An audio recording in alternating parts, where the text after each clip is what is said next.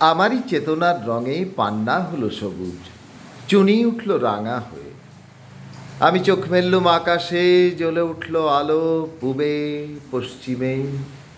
গোলাপের দিকে চেয়ে বললুম সুন্দর, সুন্দর হলো সে। তুমি বলবে এ যে তত্ত্বকথা, এ কবির বাণী নয়। আমি বলবো এ সত্য, তাই এ কাব্য। এ আমার অহংকার, অহংকার সমস্ত মানুষের হয়ে। মানুষের অহংকার পটেই বিশ্বকর্মার বিশ্বশিল্প। তত্ত্বজ্ঞানী জপ করছেন নিঃশ্বাসে প্রশ্বাসে, না না না, না পান্না, না চুনি, না আলো, না গোলাপ, না আমি, না তুমি। ওদিকে অসীম যিনি, তিনি স্বয়ং করেছেন সাধনা মানুষের সীমানায়, তাকেই বলে আমি।